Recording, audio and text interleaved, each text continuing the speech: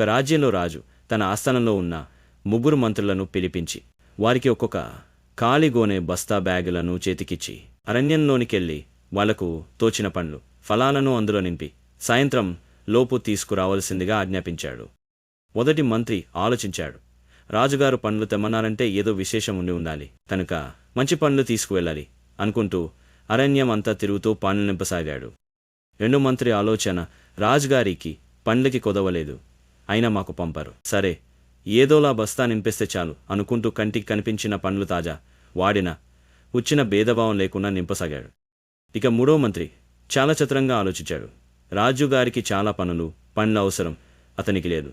పైన చూస్తే చూడొచ్చు, బస్తా ఖాళీ చేసి చూసే సమయం కూడా ఉండదు. చూడని దానికి కష్టపడి అడివంతా తిరగాల్సిన అవసరం ఏముంది అనుకుంటూ ఆకులు అలములతో బస్తా నింపి పైన కొన్ని పండ్లతో అలంకరించేశాడు.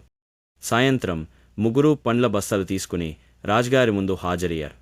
మూడో మంత్రి ఊహించినట్లే రాజుగారు చాలా పనుల్లో తలంనకలై ఉన్నారు. కనీసం బస్తాలు వంక చూడనైనా చూడకుండా సైనికులను ఆదేశించారు.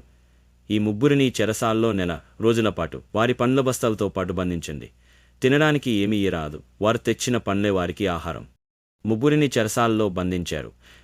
మొదటి మంత్రి చక్కని తాజా పండ్లు మూలంగా ఎలాంటి ఆకలిబాధలు లేకుండా శిక్షాకాలం పూర్తి చేసి తిరిగి ఆస్థానానికి చేరుకున్నాడు.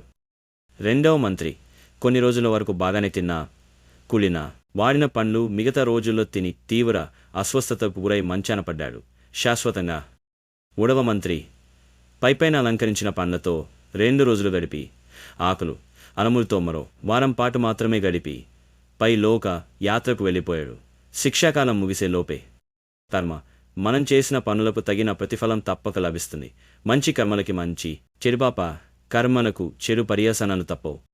1000 గోవుల మందున్న దుడ ఖచ్చితంగా తన తల్లి దగ్గరికి ఎలా పోగలదో మంచి చెడు కర్మలు కూడా అలానే మనల్ని వెతుక్కుంటూ వచ్చేస్తాయి. మా ఛానల్కి సబ్స్క్రైబ్ చేసి ఒక లైక్ వేయండి ఫ్రెండ్స్.